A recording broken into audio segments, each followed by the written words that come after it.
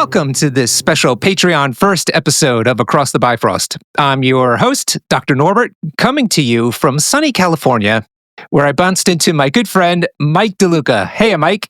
Hey, Norbert. Happy to be here.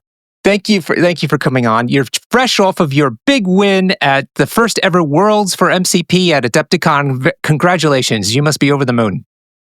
Dude, I can't believe it, man. I came home and my parents were like, "You're the world champion." I'm like, "What?" Yeah. So this is exciting because this is the first time they've held it. The Timelines was the big one last year, if I recall correctly. So this was the first one. And tell us, everybody, just not your games, but what was the format like? Because you had a number of games that you had to get to reach the winning spot. Sure. So the Worlds event starts with 2 heats. The heats are any amount of people can be in them. And one heat was on Thursday and the second heat was on Friday. Basically, you play 4 rounds. Everyone plays 4 rounds in each heat. You can't sign up for more than one heat, so you get one crack at it. Okay. After each heat is done, it takes the top 16 of both heats and fuses them into a top 32. Uh-huh. That top 32 plays 4 rounds, not 3. 3 would cut to a clean top 8, but you play 4 rounds. And for some reason, it kind of allows for a loss for some people. Uh-huh. So you play 4 rounds in the top 32, and then it cuts the top 8 out of that. And then Sunday is the top 8, and that's just normal single elim. Right. So you had to go through 11 games to get to this. Correct. Wow. Amazing. That I think I'm trying to think now. If you have 128 players in an event, for instance, you need 7 rounds to get a clean win, without using cut system, just Swiss, right? And so how many people were in the 2 heats, if you recall, at least round numbers? Yeah, so I believe the combination, it was around 120 people. I think one event had around 70 and the other had 50. The heat 1 had more people in it. I think that's just when people sign up, they just see heat 1 and go for it. Yeah, sure. I want to make sure they get in. Like that. But yeah, I think the combined number was around 120 people. Okay, so if you took my logic, and you would have only needed really 7 rounds, more or less. But in this case, it was a little bit harder. You had to do 8. There was 11 rounds if you could make it to the final. Yeah. Wow. Okay. And can I ask then, what was your record over the 11 games? Sure. So my final record was 9-1-1. So I had 9 wins. I had 1 loss to Graham, who was playing Kingpin. That was in the top 32. Uh-huh. And then I had a draw in my heat to another Kingpin player. That game, since Adepticon does not use chess clocks, there's a round timer, and basically the round timer expires. You finish your round, and then the round is scored, and then the game ends. We finished our round, and we both tied at 16, so it was a true draw. Oh, wow. Amazing. Well, yeah, congratulations again. That's remarkable. It's so hard to get to this point, and a lot of stamina needed to do so. Now, this is also, we're going to get to talking about A-Force. Your list was actually a three factions list. It was A-Force, Asgard, and Avengers, that's it, yeah. But we're going to focus on your thoughts about A-Force and where things are in the meta for them, because I think that's caused the most controversy. And in fact, you've played A-Force through most of the games, but not all. Yeah, so I'd say I didn't play Asgard at all. I mean, I played every model in my list at least once, but I didn't play any Asgard leaderships at all. I think I played A-Force 6 times, and I played Avengers with Steve 1 specifically 5 times. Yeah. Okay, cool. So if people want to take a look at that roster, it is available in Longshanks. The event number is 24504. That's the Marvel Crisis Protocol World Championship Top 8. You can see that there. Well, real quick, Norbert, I'm interrupting you slightly. It's not just the top 8, that event. It's the whole Worlds. There's buttons at the top to go to the heats and the top 32. Ooh, okay. Yep. Oh, I see. Oh, that's amazing. Yeah. Oh, I see it now. Oh, Longshanks being so cool. Excellent. Yeah, I love that. Thank you for that. Okay, so that's the event. So make sure you click on the top 8 button to make sure you see that set of results. Although you use the same roster. Did you have to stick to the same roster for each of the different steps? Yeah, you did. Okay, so if whichever event you find Mike in, it should be the same roster. Yep, I posted it in all the events there, but yeah, it's the same amongst all of them. Okay, but to make this a little bit easier for people to follow, we're actually going to use a roster as a basis for the discussion from Eric Soderlund in Sweden. He's one of the hardcore A-Force people alongside yourself and Jim Gradwell here in England. And so that event just ran, he uses it a lot, but the event we're looking at is 22405. And he's the winner of that event, and you can see his roster there. Before we catch into it, though, really quickly, the conference, the con moved from Chicago suburbs to Milwaukee Convention Center. Tell me a little bit about what you thought about the new venue as a result, because I'm thinking of going next year. Yeah, so we talked a lot about this on Danger Room. Chewy's local there. So it's at the Baird Center, which is a very large convention center in downtown Milwaukee. Yeah. I think Milwaukee is I live right next to LA and I'm there a lot. So by comparison, Milwaukee is very quiet. Mm-hmm. Yeah, sure. But that being said, it is a downtown city or a downtown area versus like where it used to be, which was in the suburbs. So you basically just park at the convention center and you don't have to drive to food or anything like that. There's plenty of food options, just walking distance, a couple blocks away. Yeah. And the convention hall itself is gigantic. It is way bigger. You have way more space to play. Like I did not feel cramped with like my models, like tokens, you know, how you put your tokens and stuff on the table. Like there was plenty of space for that. Yeah. And was comfortable in those halls? Yeah. The convention halls are huge. I had no problems. I like to go walk around after rounds and stuff like that, and I'll go walk around outside and stuff like that. It was good. Yeah. And the hotels, was it easier to get hotels? Because that's always a nightmare. Well, it used to be always a nightmare trying to secure a hotel because of the limited supply. Sure. Yeah. I don't actually know. Lucas and I stayed at, Lucas drives in because he lives like in the Midwest. So we stayed at a hotel outside by the airport, which is like 10 minutes drive. Mm-hmm. So I don't have much to say there. I will say that there is like a sky bridge, if you will, like a indoor bridge that you can walk across from the Hyatt hotel to the convention center. Yeah. I heard about that. I didn't know if it was more than one hotel though, or is it just that I believe there is there's a few around there. Yeah. Yeah.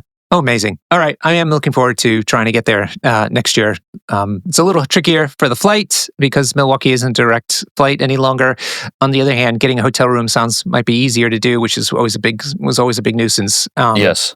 And not having a car won't be as big of a problem there than it was in Chicago. Correct. Yeah. If you're staying at a hotel there, you don't need to drive at all. It's just you only need to drive to go to the airport when you're going to leave.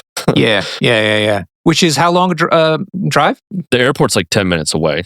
Yeah, you said close. That. Yeah, 10 minutes. Amazing. All right, cool. Thanks for the logistics. Well, hopefully that gave everybody time to look up the Eric's list. So I'm going to start like this, Mike, because I think it's caused a lot of discussion, a good discussion in the community about A-Force. A-Force has been maligned for a very long time, mostly because the leadership is fantastic, I would say, but the She-Hulk herself was a bit of a liability and an anchor, let's say. And somehow that has changed. So I'd like to help me understand, what do you think is driving the success of the faction right now? And what were the changes either in the characters or in the meta around them that is enabling this renaissance? Sure. So I think the A-Force game plan has been the same as it always has. I do think they've gained Jane Foster Thor in the last recent past. And more importantly, she's not just any affiliated model. She is a flyer who has charge, who is in faction, which is huge because she can charge with special delivery. Right. So for people at home, special delivery is the card where somebody who can fly can pick up, is it just She-Hulk or anybody? It's just She-Hulk, yeah. Picks up She-Hulk, puts her down at the end of the move within two? It's within one of Jane, yeah. It would be one of Jane, within one. And then She-Hulk gets to make an attack. And then Jane can carry on with her activation. Correct, yeah. So you can often do things like, Jane charges with She-Hulk. Jane moves, She-Hulk gets placed next to her. She-Hulk punches the thing, and then Jane punches the thing with the charge attack, and then Jane has like a whole nother action. Yeah. So you can have some pretty big activations that way. Now her charge costs 3, so she only gets, well, only in quotes, gets 2 at the start of the power phase at turn 1. But the leadership is such that when somebody takes damage, right, then somebody within your faction can get a power. Yeah, so A-Force leadership, I think I rate it in like top 5 best leaderships in the game. But yeah, so it's essentially anytime an allied character takes damage from an enemy effect, you can put a power on any other model on your team once per turn. Yeah. So that means that's an important distinction, the first part, because that means if somebody gets thrown into something, takes an auto point of damage, or you have terrain thrown at them and they don't dodge at all those sorts of things result in this triggering. Yeah, so yeah, if you get like characters get thrown into each other, you would have 2 leadership triggers, one from the auto damage and one from like a character taking damage from a collision. Yeah. You just like the character that takes the auto damage can't gain a power for that auto damage, but they could gain it for some other damage instance. Like you can't put the power on the character that took the damage. Gotcha. Okay, fine. So in your example there were 2 characters being thrown into each other.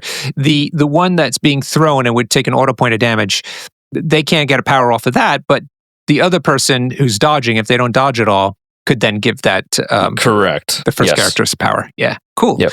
Okay, so yeah, but that's always been the case. So I wanted to finish my thought. So the point is because of that leadership, it's very not too hard to try to get then a free power to go onto Jane, and that means she's got 3, which she can use to charge turn 1. Yeah, so you get 3 is charged turn 1, but special delivery costs 1 on Jane and She-Hulk. So, okay. Or the Flyer and She-Hulk rather. So you would need 4 to do the whole thing. Like She-Hulk spends 1, Jane spends 4 total. Okay. Do you find yourself pulling this off turn 1, or is this almost something never? Yeah. Like your opponent has to walk into it. Like they have to basically attack your models, and then they also have to have things that are directly in like Jane's way. To have a target, you mean? Right. Yeah, it almost never happens, but you can use it as like a deterrent. So like you can have Black Cat or something be on the midline, and then you can have Jane lined up against something they want to put on the midline. So it's like, well, if you attack my Black Cat, you're going to get charged at, you know? So oftentimes they just don't attack you. Okay. Let's come back to the special delivery options since you aren't using them turn 1 and talk a little bit more. What else do you think is happened on the affiliation? So yeah, like I said, leadership's great. I think their cards are solid. Their affiliation is awesome. It always has been awesome. Okoye is amazing. Black Cat is amazing. Jane is amazing. I think they even have like some other models in the faction that maybe see less play. Medusa's solid. Eric has Crystal here. I'm looking at the result. They have, I don't know, like 40 characters. No, not that many. Their faction is quite large. A-Force 22 characters, one of the larger ones, not the largest, but one of the larger ones. Notable ones, I'm looking at them all here. Black Cat is in here. 2-Threat Widow. Captain Marvel 2 and 1 for that matter. Domino. My personal favorite, Gwenpool. I know she's not that terribly popular, but I think she's great. Medusa, Okoye, Shuri, Spider-Woman, Storm. Ooh, the Black Widow 3, Lady Jane, like we talked about, Valkyrie. Those are like notable ones, and there's a whole bunch of others that are no slouches either. But these are like the kind of known quantities across the entire game right now, and they're all here affiliated. Yeah, you have plenty of affiliated models to be happy with your affiliated models, if you will. Like they're all like quite good to solid to great. What do you? Go ahead. So that's awesome. And then what changed to finally answer your question? I think so. Thanos getting nerfed is a huge deal. Thanos can just kind of ruins your whole bodyguard thing that you have going on. And he often brings a tremendous amount of attrition, so things just die. And this is because he was able to move a lot of characters around. Before. Yes. Yeah. A-Force kind of functions on the back of making like this bodyguard bunker, and Thanos just kiboshes all of that. Yeah. Thanos is mostly out of the meta, and then Map E being gone helps tremendously. I feel like A-Force wants to play a fast scoring game as long as they don't get out tempoed by like Webs maybe outspeed them or X-Men or something like that. But if they can keep pace with the scoring and they can bring all their tools, then I think they're a fantastic scoring team. And the lack of Map E helps a ton because then you're just not getting shot at immediately. Okay, so that's an interesting revelation. Are you suggesting that their focus is more on scoring rather than attritioning, or is it a matter of 100%. I think they're very movement focused. Like you definitely want to be moving around a lot. A lot of She-Hulk activations are double move throw, or like walk at something, throw them, and walk back to where you were. And you want to be rotating a lot with them. Special delivery helps you rotate. There's a lot of times in the middle of the game where She-Hulk has something, and you can have Jane take She-Hulk with her and just completely change flanks and catch people sleeping. Okay, so that answers my earlier supposition where it's special delivery is not so much about the turn one anymore. It's about pivoting during mid game. Yes. Yeah, I think it's an amazing card to pivot to, like just refuse flank or rotate around. Okay. Do you have backup flyers, or is it Lady Jane? In my list specifically, Jane is the only one. Eric's list, which is a pure A-Force list, and why I think it's important to bring it up if people are interested in just playing pure A-Force. Eric has Crystal here. Yep. Yeah, and so that's important because just for when you're putting teams together, that her 3-threat kind of fits into the roster better somehow. Yeah, my list is not really designed to play A-Force at lower threats. Eric, that's his only plan. So I'm not surprised to see Crystal here. Okay. I wanted to think about playing Wasp in my list where Sam was, but I didn't have enough time to get reps with it. Yeah, I was just going to suggest Wasp because she's another 3-threat that flies. Yeah. So the question is, what does she do that differently from Crystal? Yeah. I think Crystal can hold extracts most of the time. But in my list, at least, I was running Avengers. Wasp is an Avenger. I think Wasp has some cool game with she kind of trolls Toad because she can transform and walk at him and then stinger him, and he doesn't gain power for that. Okay. Nice. And then right, so no slippery. Yeah, and if you make some power off of it, you can like terrain throw him with her kit or with her card. You could just kill Toad pretty easily because he can't brace, right? He doesn't have power. So right. And it has to be an affiliated flyer to use the card. Is that right? To use special delivery, yes, you need an affiliated flyer, which is why Jane was so important. Yeah. Yeah, because there's no other choice. It's Wasp, Crystal, and Mighty Thor. But that's two. So there's a lot more flyers in the faction, like Storm, Angela, that's both right, Captain Storm. Marvels. Yeah, there's a bunch. Oh, sorry. What am I thinking? Oh God. Yeah. I didn't realize Angela was a flyer, actually, to be honest. She is. Yeah, okay. But yeah, the other ones, of course, are flyers, naturally. Oh yeah, so you have loads of choices, but you're saying just Mighty Thor is just so effective. Yeah, the fact that you don't have to take a move action, technically, you can like action compress the special delivery is huge. And then on top of that, Jane is just proving to be an amazing model. Like, yeah, sure. She just, all of my successful lists, like all my tournament runs lately have just been on the back of Jane, I feel like. She's just like this, she just does so much. Yeah.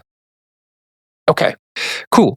All right, so tell us a little bit more then what else happened around. So you're saying loss of Thanos was an important distinction, loss of the E maps was an important distinction. And the E map problem is that it'll, kind of encourage She-Hulk to be on the center line, the vertical center line. And that means that people could concentrate fire into her. And so she would go down.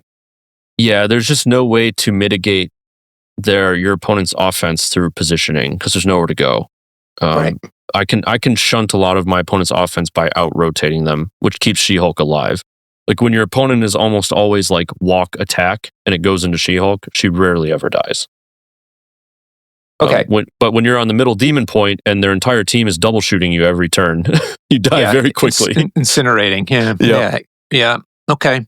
Cool. Anything else, or are those the two major shifts? So there's also some things in the meta that other people are playing that I think A-Force is good into. Those two things are Midnight Suns and Apocalypse. All right. What are your thoughts? So why is this? I found Midnight Suns is pretty simple. They are kind of on the back of Hulk, Immortal Hulk right now. Yeah. And Stalwart, which is the other A-Force card, is amazing into them. Oh, so good. Yeah. For listeners, it's just like it's a global Indomitable where all your A-Force models can't be thrown or pushed for the whole round. So when they're relying on Hulk to displace things and he can't, he often just has to punch like a martial artist Okoye for a round, and he's pretty sad about it. Yeah. I also found playing Midnight Suns that part of what makes him worth his 6th threat or 7th threat is not only him punching, but the throws off the punches causing more incidental damage. Yes. Which is more reliable, actually, because you always get that 1 point or whatever, or you throw them into somebody else and they have to dodge. So all of those tricks go away, and he's just doing 2 punches, which if the dice don't go your way, that's 7th threat, then just sitting there, done, finished. Correct. And then you can just chuck him away with She-Hulk or something like that, or you can roll 11 dice builders into him if you want. So yeah, there's some play there. Sorry, question on Sons? Nope. So you're saying that's the big thing is that on a key turn when they want to do a lot of damage, perhaps use their Siege of Darkness card, you throw down Stalwart Determination, and that kind of neuters I-Hulk at least for that time. Correct. Yes. Yeah. Okay, got it. And then the other one you said was Apocalypse. Yeah, APOC. So I found this by accident. We run affiliation battle at our shop probably 3 or 4 times a year, and I've always been an A-Force fan, and I was like, I'm just going to take him to affiliation battle. I was kind of bored with everything else. Okay. And a lot of my locals freaking love APOC. We have like 3 APOC players at the shop, so they all brought that. So I never really got paired into one of them, and I was like, holy crap, this actually is good. And the reason is because She-Hulk bullies size 4 models. She can just roll 11 dice builders into APOC himself if you need to kill him. And because she just has so much dice behind it that his damage he usually just dies. Like his damage reduction usually doesn't happen. Like he's just like a 7 health model. So you can just fight him if you want. And then they often try to control you through root and poison with like pestilence and stuff like that. Yep. So like Black Cat is absolutely a menace for them, if they can't control her through root. Because their offense is 100% reroll based. So they just like can't kill her unless their dice like go haywire. So she has power because they have to fight me because they don't have displacement. So she gets power from the leadership. She can stagger APOC if you leave him on his healthy side, which is horrible for them. She's super hard for them to deal with. And just like the leadership counteracts pestilence really well. Yeah. And then you also just have Jane who bullies size 4 models. I play a lot of Bill, bullies size 4 models. So do you basically run She-Hulk and perhaps Bill at APOC himself and just mess him up? So I try to maintain the normal game plan with like if I can rotate. Yeah, I'll always try to do that because there is a risk. Like APOC is also good at killing She-Hulk. Like if he gets like an incinerate on her and then he can like a multitude of conditions, he can spend her and she'll just die. So, but Okoye's got some value there because they can't really displace her. So you just have to count power so that you can't get like screwed through famine drain or through root or something like that. But this is interesting. So we're alluding to the fact that She-Hulk only works really well if she's got at least 1 bodyguard, which is typically Okoye. But you get to, because of the leadership, get to feed Okoye a reliable or a continual amount of power, so she always has bodyguard online. Yeah, I wouldn't say you need Okoye, but definitely Okoye is like the first 2 threat you're going for. Like I didn't play Okoye in my top 8 first round. You don't find that I thought you were saying that the bodyguard bunker is kind of how they play. It is, but sometimes She-Hulk can just be the bunker herself. Because she bodyguards for other people. Correct. Yes. She-Hulk also has bodyguard. Her Okoye and Steve 1 are like the only 3 models in the game with bodyguard if you don't count Black Bolt on his healthy side. But they're the only ones. Oh, I didn't realize that. I thought it was more pervasive than that. No, basically they have not reprinted it. Like, wow. Okay. Huh. Of course, there's cards like Heroes for Hire and things like that. But there's but once per game stuff on cards. Yeah. There's a lot of taunt abilities, like Colossus, would you say there's more taunt in the game? Have you done that? Way more taunt in the game. Like they just released Gorgon, who has taunt. Honey Badger, Colossus, Scourge. Scourge. Luke Cage. Like there's a ton of taunt. That's right. Yes, you're right. Okay. Yeah. Interesting. Okay. So, but this is interesting. I think this, at least for me, like old school A-Force, it was all about the bodyguarding or trying to protect She-Hulk. And I feel like you're playing a much looser than her. Am I getting this wrong? I don't know. She's very finesse-y. You don't really want to overextend her. I feel like my heuristics on like describing on when she's overextended or not is difficult and like hard to explain. But like, because I walked her into a cable, like, in the final, but I basically did that. I basically said, Cable is going to die before I die, so it's fine. Mm-hmm. And there was nothing else threatening her. So, like, you kind of just do the napkin math that she'll live through that. Mm-hmm. But, like, yeah, sometimes walking her into, like, the whole... you do not want to walk her into, like, the whole team. And you don't want to activate her in a position where she's stranded, and then they can just, like, lay into her. Like, that's really bad. Right. So the biggest concern, the biggest criticisms I heard when A-Force was first released was she dies, and we talked about some of the ways that this is mitigated. And then the other problem with her is that she has action economy problems. People throw her away into Africa, and so then she's just sad walking into points. But you said you try to mitigate that with the special delivery card now. Any other ways, or you just had to be canny in her positioning so she doesn't run into that trouble?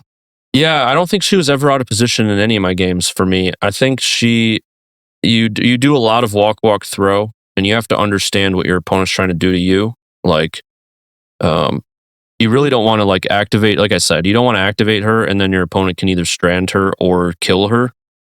So if she's, it's okay if she's, like, in the middle of their team and potentially is going to take some attacks, but if she's, as long as she's unactivated, because then you can gauge whether it's time to go with her. It's like, all right, I can sit in the middle of their team, protect my friends, and then maybe I eat an activation or two, I take some damage, and then I throw them, punch them maybe, and then walk away. Mm-hmm. So now I've gauged when I'm not going to die. Would you say then you need to think of her more like using Hulk 1, like normal Hulk? Because, Hulk, although he seems like a big kaiju that punches people, he's really more about control. Yeah, I think that's 100% the case. I think A-Force shines. A-Force is, you want to just put your opponents into bad, like, lose-lose situations always, where, like, they can't attack who they want to attack. But if they do that, if they attack you, you give power to something and then you punish them somewhere else on the table. So if you create, like, all these, like, problems that kind of compound, it can be hard to crack through. Any other ways to manage her action economy, or is it, like I said, just positioning in the special delivery? Yeah, so she obviously has aggressive. Okay, yep.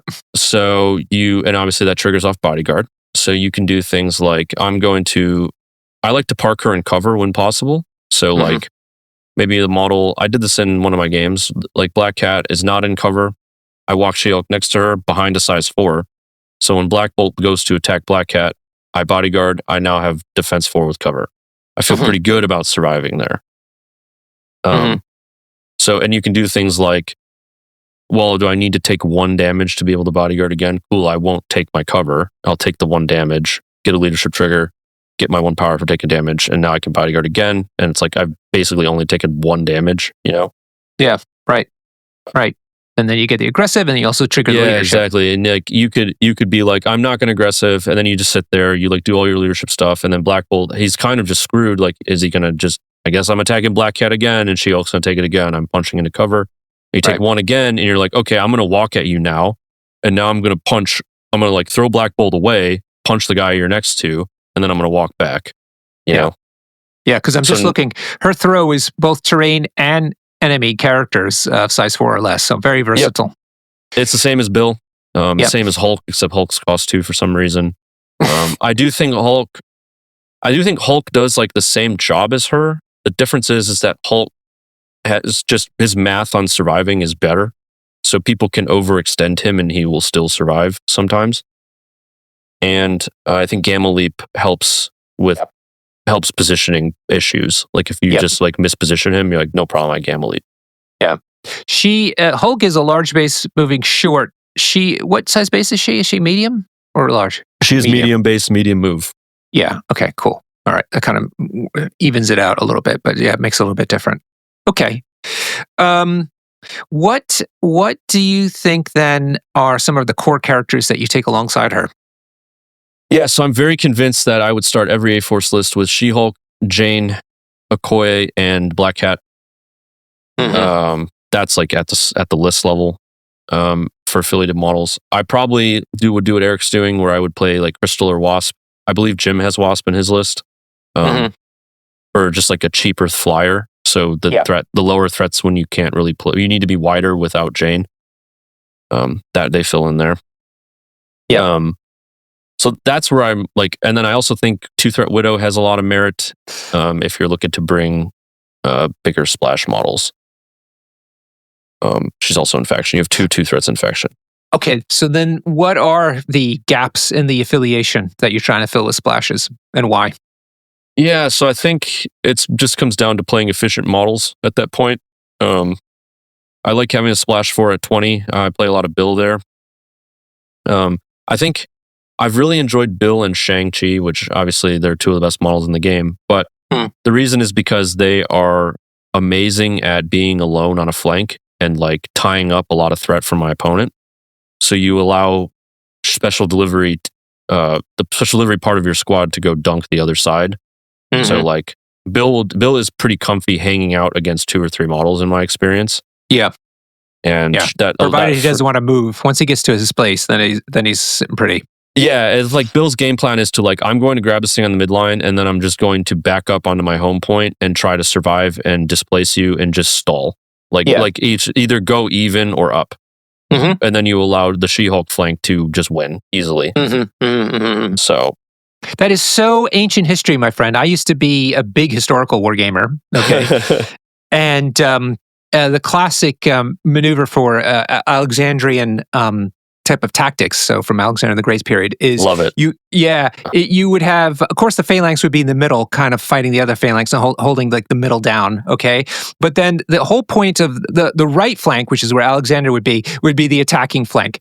That would be the horses that would go around the phalanxes as best they could and try to get around the back of the phalanx, and that's when they would murder everybody and it'd be bad times. The left flank would also have horses, but their whole job was to not let that happen to Alexander's side, basically. So they were just there not to win anything, but not let the other people's heavy horses try to get through, essentially. And so you're doing classic military commander tactics here, MCP. Amazing, Mike, amazing. Yeah, I guess I derived Alexander the Great's conquering tactics. You know, you love to see it. Yeah, but so you should be Mike the Great. Is that I mean, my ancestry is from that part of the world, so there we go. Yeah, DeLuca the Great. Okay, I'm here for it. All right. What tactics cards do you think are important then? We talked about Stalwart Determination. We talked about special delivery, but is there anything else, like for instance, patch up that you need to bring along for She-Hulk? So there's one other affiliated card in the faction called A-Force Assemble. Eric has it in his list.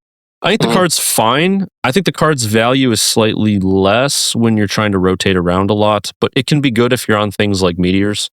I think the card would be a lot more attractive if you could use it in the power phase, but since it's like during your turn only, you can't really shunt to like a priority activation with it. Oh, I see. Okay, got it. Yeah, clever. Yeah. So it's a lot it's a lot like Disarm in that way. And it also relies on you having a lot of affiliated models next to each other.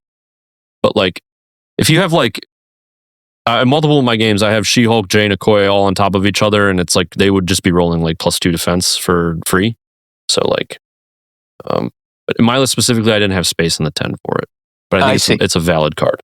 Okay, so it says here, A-Force character can spend 3 to play the card. When an allied character is defending against an attack this round, add 1 die to the defense roll for each other A-Force character within 2 of that character. So the nice thing about it is that the person who spent the power isn't the one necessarily who benefits from the card. Am I getting that right? It's just like a global effect. Somebody pays for it, and then it's just online the whole round.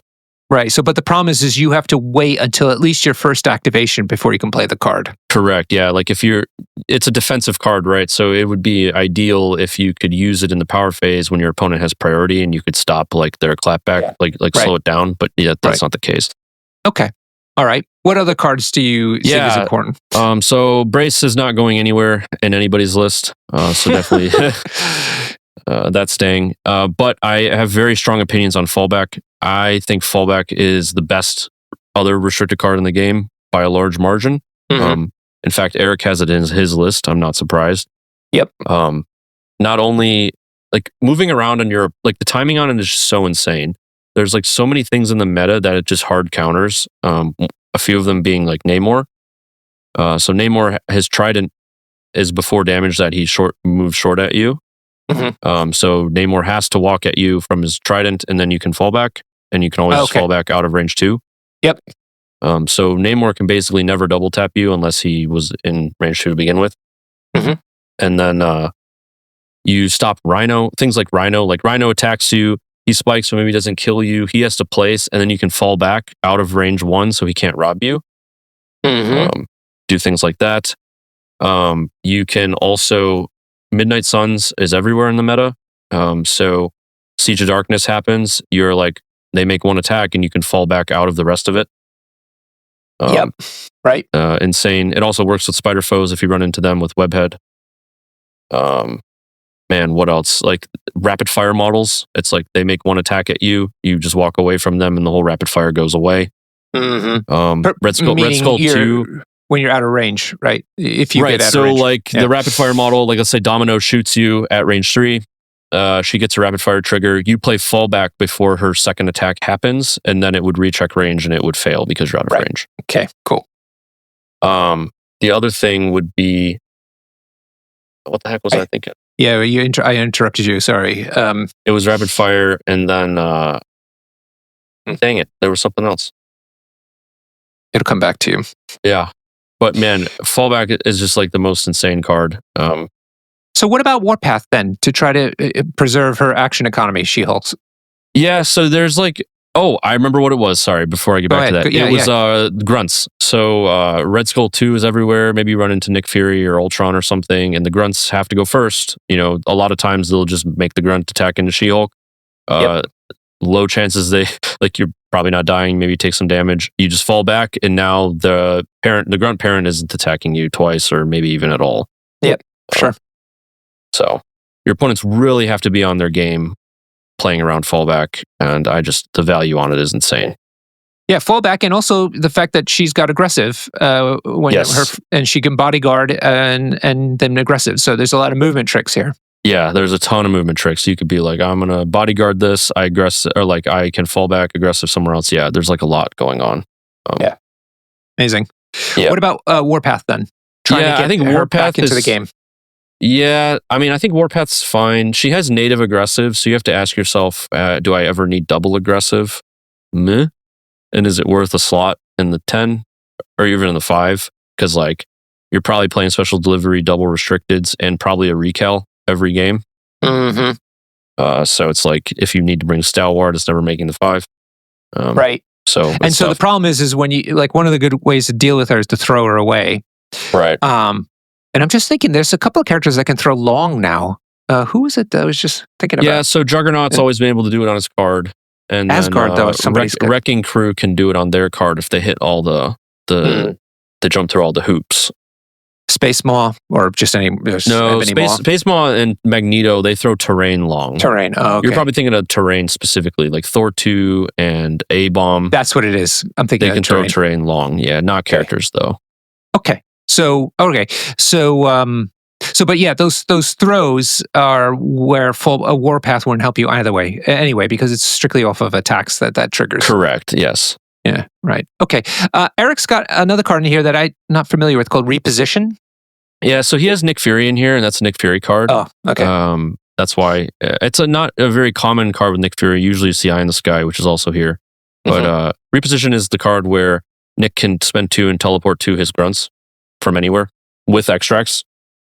Oh, right. Okay, cool. Wow. Yeah, so I think it's probably some kind of extract jank that he has going on here with Senators or something like that. I wouldn't be surprised if he overextends Nick and then repositions him back to the grunts somewhere. Yeah, makes sense. So. All right, speaking of that, let's talk about crises. In general, what kind of, especially with the new ones in mind. So yeah, did the new set of crises impact A-Force largely? Well, you said about the E's, of course. Yeah, but I would say it impacts them more in that what is not in the game anymore. I think they play... I like playing like scoring scenarios for the most part. I play the same secures as Eric does, Scoundrels, Extremis, and Infinity Formula. Just because there are ways to rotate. when you can rotate on people, you take less damage. So your She-Hulk survives. It makes Bodyguard better. Mutant Extremist is a B map, right? B as in boy. Right? No. You're thinking, so the Mutant Extremist is the Senator's map, which is the 6 in the center. Yeah, it's an extract. Yeah. But Riot Spark, is that the B or the D? That is a D. That's the D where you heal on it. You pay 1 to heal. Okay, so because that's where I was going to go with these secures. I thought, especially, was D maps were still problematic for this faction, or is there a way around it now? No, I love D on this so much.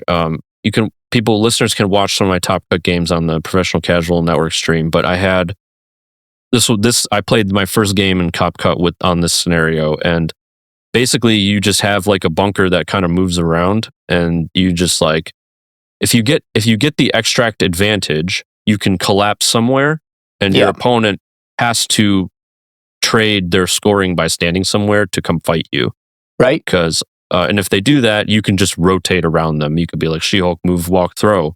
You know, you can use special delivery to just move your extract somewhere else. Like maybe She-Hulk's holding something, and now I just bring her over here. Mm-hmm.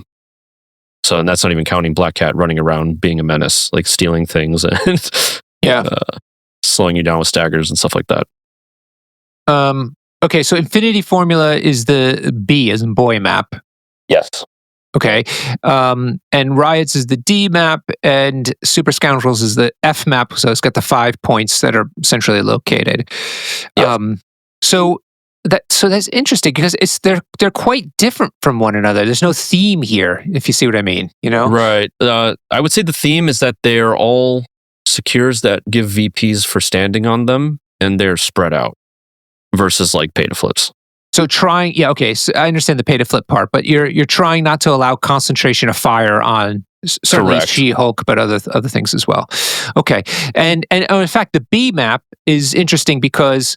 And a D is kind of like a B on an angle, is that you use your 2 flanks idea, right? Well, one of them is going to be just holding the flank so they don't run away with scoring, but the other one is where you're going to try to decimate the opponent and really rack points up. Okay, got it. And so how does that work on the F map when there's so many points? So on F map, I would probably be looking at having She-Hulk and Jane go up the middle of the table early, and then I would try to, like step 1 is to get extract parity or advantage, like round 1. Like just go even on points if you can. If your opponent like messes up or something, you can maybe get ahead. But I would just try to go equal, and then in the mid game, like round 2 and 3, you're looking to rotate somewhere and try to get an extract advantage, and then you try to just hold it through bodyguards. Interesting. Okay, so that's really interesting. So you go even on extracts, then you murder somebody, take their extract, and then you bunker and hold it out. Yeah, I'll do a lot of things like She-Hulk will grab something, and maybe like a Bill will grab something, and then I'll double walk Black Cat to stand next to their extract holder, bottom of round 1. And if I have priority and they gave me a power on round 1, she can just take their thing and walk away. So she can just break parity really quickly that way. So like when Black Cat, it's really tough for your opponent when Black Cat's standing next to them, and then you also just have like a special delivery ready to dunk the other guy holding their thing. Yeah. It's like, where do I even start with this? What's your, I'm going to go off piste a little bit before we get to extracts. What are your ideal threat levels then? So I love 19 or higher. Fortunately, I was able to play 20 in the last 2 games.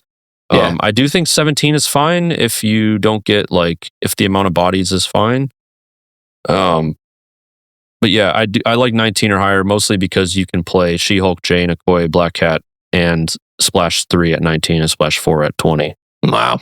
Yeah. You get all your toys at that point, basically. Yeah. My list at 19, you play Sam, and then at 20, you can play Shang, Voodoo, or Bill, something like that. Are you looking to go wider than your opponent, or not necessarily, or doesn't matter too much? Or taller? No, you can play 4 wide into them if it makes sense. I find that just matching width seems to be fine. That way you at least punish them if they take away activations.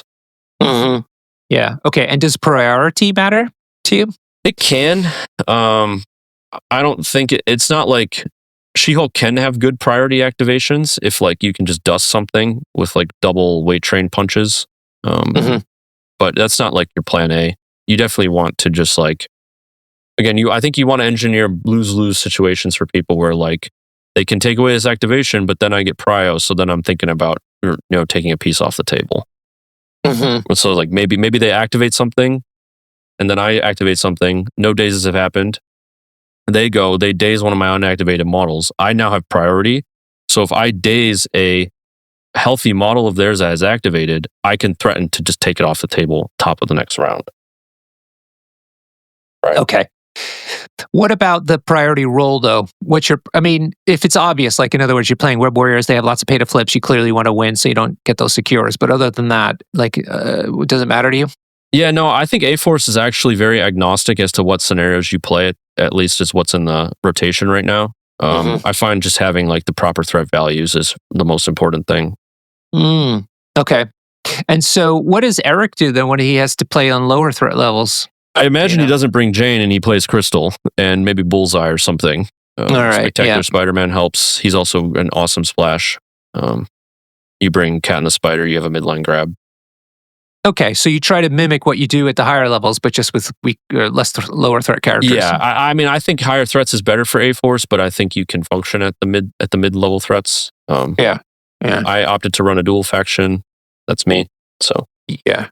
You put a lot of reps in it, though. I mean, people have to understand that doing so makes sense, but it's also you need to put the reps in so you understand how to do turn 0 properly. Yeah, I find my lists are like a lot of multi-faction lists is like a lot of just like tribal knowledge that lives in my brain. That it's super nuanced, right? Like my top 8 round 1 was against Midnight Suns, but like, and we got 17 points. So by everything I've just told you on this cast, I'm surely not going A-Force. But I gave a quick look at his list, and there's a couple things that stood out. He doesn't have a 2 threat, and he didn't have enough 3 threats to like go 5 wide at 17. So I was almost certain he was going to play some kind of kaiju, like a Hulk or a Space Maw, which he had or something. So I'm like, I'm probably pretty safe to go 4 wide A-Force here, and that's exactly what happened. Ah, okay. Interesting. Super interesting. Okay. Right, so let's get back to the extracts. What do you like for extracts then? Yeah, so I played the most lukewarm stuff in my list. I had Inhuman Weapons, which is the new one, where there's 4 things on the midline. And then I had Virus and Skrulls. Virus and Skrulls are mostly there for the threats, and they're not super skewy. And then Inhuman Weapons, I liked it because the gimmick on it is not like weird. It's like pretty normal scoring. There's only 4 things. You can't stack them. And they're all on the midline. I think having the threat of special delivery is great to have on the midline. And I think Steve in my list plays great. He wants stuff on the midline because, you've just a bunch of charges that you can go hit people if they come to the middle. Yeah, sure. Looking at Eric's list, he's taking cubes, that's 5 points on the table, senators, that's 6 points, and Skrulls as well, which is centerline thing. So he's gone even harder on the extract play, it seems like. Yeah, so I really like senators here. I like senators with A-Force a lot because people have to walk to the middle again, and it's like, you can attack my black cat who's standing in the middle, and then I special deliver you immediately. So senators is a scenario where you can special delivery people on round 1 pretty easily, which can be pretty brutal for them. Do you tend to try to go for their senators if you're playing it? Yeah. Well, so I guess in Eric's list, he has Nick Fury here, which helps a lot on this because you can double grab. You can like break the parity. Yeah. And if they attack your grunts, you get leadership triggers. So yeah. I think that's... Ooh, that's a important point. The leadership isn't restricted to non-grunts. Amazing. Right. Wow.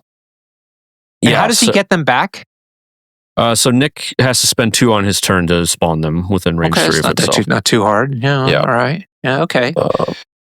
You don't want to lose your grunts with Nick because you like lose out on them attacking, but the Nick and A-Force is very like scoring focused. So like you have Eye in the Sky once per game, and it's actually pretty solid. I've played it.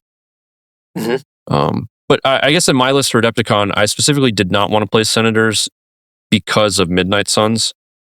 I don't want to deal with the 19 threat of Eye Hulk and Red Skull just being really annoying. And picking those up or blowing you up for picking them up. Yeah, it's the fact that you have to come to the middle of the table and then they start bowling you into each other. I have 19 points Virus, but I could it's slow enough that I could seed it if I needed to. So I end up just like dodging Midnight Suns for the most part. So, it's the way it happens sometimes. That's right. Yeah, that's it. Better lucky than good. So you took virus, scrolls, and Inhumans. Yeah, okay, cool. Yeah. Inhumans is sort of like scrolls, essentially. And alien ship you don't like? No, I don't think I would, because my leadership generates power and alien ship does damage when you have a bunch of power. Yeah, it's too much power. Yeah. I don't know what the threat value on it too, so that it's might 17. not be helpful. Oh, okay. Yeah, so it's like, it's fine. Yeah. Okay. All right, cool. What affiliations don't you like to see, and how do you mitigate them? So weirdly, Kingpin was pretty annoying, but it was like mostly, that was more annoying for my Steve list. I just felt like I wasn't wide enough to deal with the amount of bodies. And like, I was playing a lot of Shang into them, but like Bullseye, like a lot of the collision damage and Bullseye chip, like put Shang on low health at like horrible times. So I just got out activated, which was rough. Matchup wise for A-Force, I don't really care that much, I don't think. Like, I feel like they're quite good into most things. I think I would be probably nervous if I had to play into like Guardians or something on intrusions. Something like that. Like, I don't think... So turrets, you're worried about turrets blowing you up? Yeah, if you're not able to rotate away from high damage pieces like CGR, Rocket and Groot, Thor 2 maybe, if he's able to go ham, maybe Gladiator, something like that, where you just get bladed into on intrusions. I'd be pretty nervous about that. Mm-hmm. Okay. That's amazing, because, I mean, you've been reading some of the internet controversies about A-Force right now. What is it that you think is that the community is not getting about them? What do you think is just not, like, some perceived wisdom perhaps that you don't think is correct? Yeah, so I think She-Hulk is a good model. She actually has a really great kit. I think my biggest complaint is the fact that her lack of stun immunity can be very frustrating on Mayor Fisk specifically. And that's only because other Hulks are immune to stun. If they were also not immune to stun, I wouldn't care. Yeah. But the difference there is a problem. And then her spender is just bad. Never use it. So those two things are my biggest gripes. Otherwise, I think aggressive bodyguard, add dice for size, her builder, like everything aggressive, like it's all great. And her leadership is amazing. But what are people saying about the faction that you think? So the biggest problem, I think, is people overextend her. They try to play like this attrition game with special delivery where like, I'm going to try to kill you. Yep. And they don't think about how can I score out the game and protect my scoring. Because it's okay if She-Hulk dies if like the game ends and I scored all my points, Yep. Yeah, I think I got that from you, is that people need to think of her as like Hulk 1, how Hulk 1 works, more than what they traditionally have been using her for, which is a big beater. She's definitely not a beater. And I think people realize this is also something people struggle with Magneto. Magneto can beat people up, and like he will if he's able to, but you really want to make sure that you're getting power from other sources, like breaking terrain on your other models and using the push on his builder when it makes sense. So in the Magneto episode, but I think the expectation is also similar with She-Hulk, where people think she's this beater model like Hulk or Thor 2 CGR, right? Like they just kill things, Malekith. Yeah.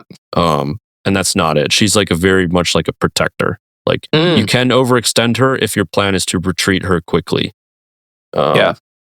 And you kind of try to fence people that way, like fencing. Would you say that she's trying to? She gains power from getting beaten up, and that's how she then gets to do her cool superpowers. Yeah, she's not super power reliant. Like she's gonna throw every round, and then maybe you make weight train punches. So like she can burn through 9 power in a turn, but like when you punch people for like 9 to 11 dice builders, she can make it back. Like the weight train punch usually pays for itself. Oh, wow. Okay. I'm looking at the defense rest, which is her spender. On paper, it seems pretty good. Range 3, 9 dice. It's got slow and stun, possibly a stagger, but it costs 5 power. Is that the problem? Yeah, so it's really overcosted. It has nothing on it. Like nothing happens on it if it doesn't do damage. That's right, yeah. So it requires damage. It also just requires like them to be slowed already, right? You have to like do damage, and they already have to be slowed to like get the stagger. The dice pool is actually relatively low for her threat and the power costs, I would say. I say so. 5 threat. Jeez, yeah, in today's game, like look, like Shang's Dim Mock is like 10 dice Mystic for 5 power. And he's a 4 threat. Easier triggers on it as well, I think. Yeah. So yeah, her spender's just not good. I would love to see them put something on it, like medium walk on it or something like that. Yeah. Maybe make it cost 4, put a medium walk on it. I think it'd be really cool. Yeah. Okay. All right. Wrapping things up here. What's your advice for somebody starting out with A-Force? How should they approach building a roster and also playing it on the table? Yeah, so building a roster, I would just take Eric's list. I think Eric's list is very good. If you're interested in just playing mono A-Force. I would say that you really need to understand how much threat your opponent can project, and you need to keep She-Hulk in situations where they can't just remove her. Like it's okay to take some attacks if it like triggers leaderships and stuff like that, or if your plan is to rotate around or abandon them. You really want to focus on getting extract parity, and then trying to find your way to get extract advantage quickly, and then holding on to it for as long as possible. Okay, cool. I'm just taking a look at your list again. See, what about stealing? Is that what Black Cat's job is about? Yeah, so I said earlier that a lot of times I do it with Steve and She-Hulk, where Black Cat on round 1 will double move next to their extract holder. Yeah. And if I have priority, I'll just take it and leave.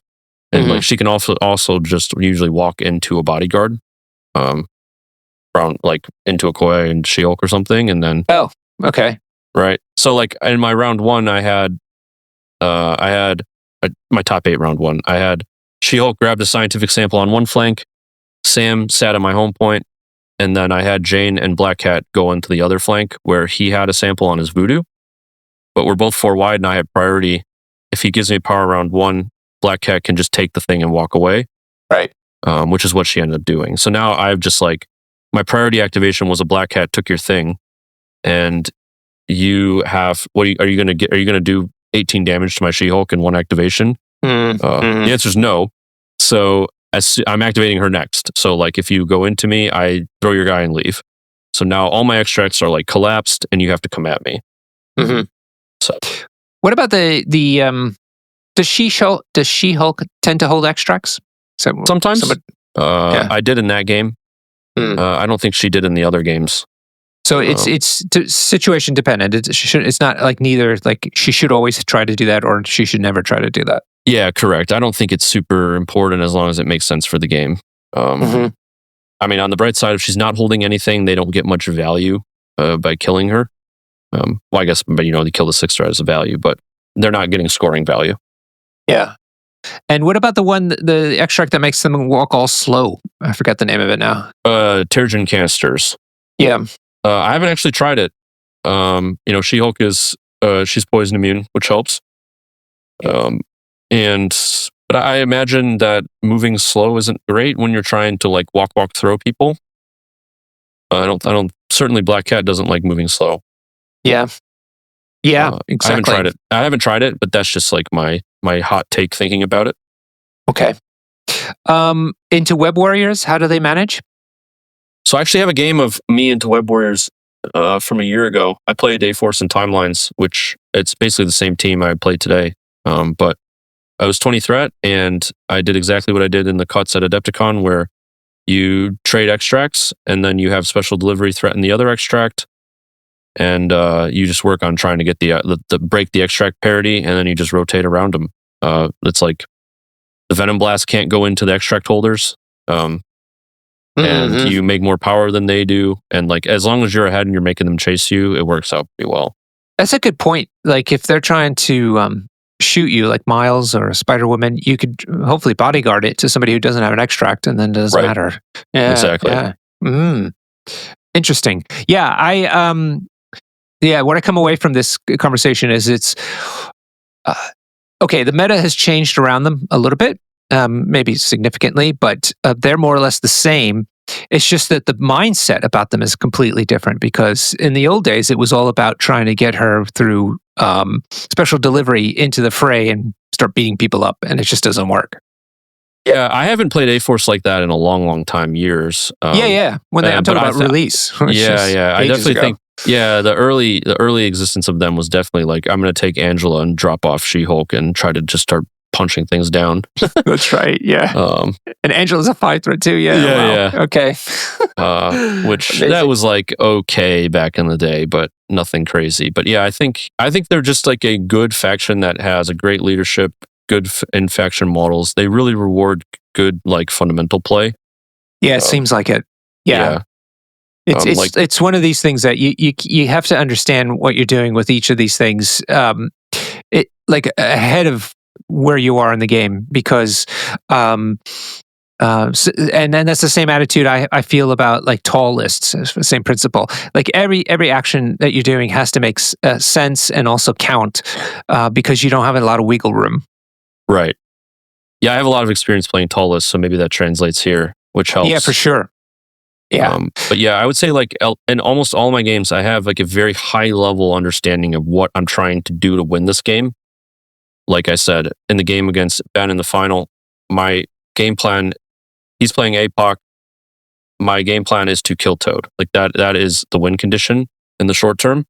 I cannot let Toad run around and get a bunch of scoring value while his team kills me. So the plan is Bill goes to the opposite side of Toad, and then special delivery kills Toad. That is like the short-term game plan. How does that work? Why Bill and then the special delivery? I'm not saying so basically, Toad is gonna Bill. So the extracts are on the center line. So if Toad grabs something on the center line, the other center line thing is the opposite side of Toad. So that's where Bill needs to go. Because the other side of it. Yeah. Correct. Yeah. Oh, okay. Got it. Right. So then you send your attacking squad after Toad. Yes, the game gets the scoring velocity on their end gets much, much less if you can take Toad out early. Mm-hmm. Plus, then he doesn't, because once he does his job, typically early game, then his second job is to die, and something happens. I forget. Yeah, correct. So he makes tokens when he dies because they usually have him as death. Yeah, that's but the big thing is if you can get a daze early on Toad, you make their first one usage much more limited. First one? So first one is an Apocalypse card where he eats something, he eats a model, and then he gets an activation. Right, they want to eat Toad. Right, and get he gets the tokens, the evolution tokens, and also gets to activate again, which is a double. So if Toad's just dead, then he can't eat Toad at all. But if he eats an injured Toad, he's at least staggered if you haven't flipped him. Letting him eat like a healthy Toad is pretty awful. Somebody told me though, if he APOC is immune to stagger on his backside, but you don't typically see them triggering that card when he's on his backside. Is that it? Yeah, so I think the card first one is dependent on like the board state of when you want to play it, but APOC is immune to stagger on his injured side, so he can just eat anything on his injured side and not get staggered. In fact, he'll gain a power or heal or something from it. Yeah. But so your goal is to try to tease him out into using the card on his healthy side. In my experience, you do not want to fight APOC if you don't have to. If he's like in your face, you can try to kill him, but it's often better to just ignore him and kill all of his friends. Because go ahead. He's much harder to deal with on his injured side because of the condition immunity. Yeah. I found that doing little hits into him is a big mistake. Yes. If you are going to go after him, you have to go out with big swings and hope they connect. Yeah. She-Hulk can roll 11 dice builders into him. So like if they tee up, she can usually put him down. She's got to punch through 2 recals a lot of the time, so it's dicey. Mm-hmm. So better to just throw him away. It's definitely not plan A. I would much rather just go kill Toad, go kill like Deadpool or something like that, right? Yeah. Cool. Any other thoughts before we wrapped up that I haven't covered with you? I said this before the cast started, but here's my hot take.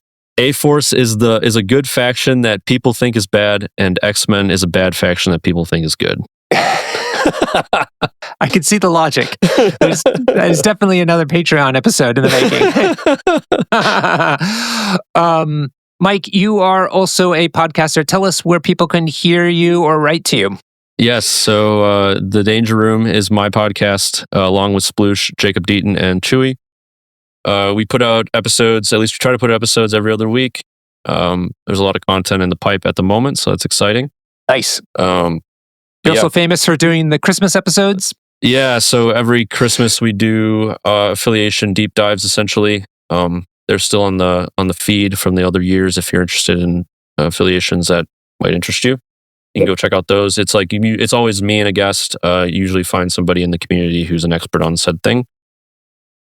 So those are fun. People really enjoy those. But yeah, Danger Room is the place if you want to be a competitive Marvel player, in my opinion. Yeah.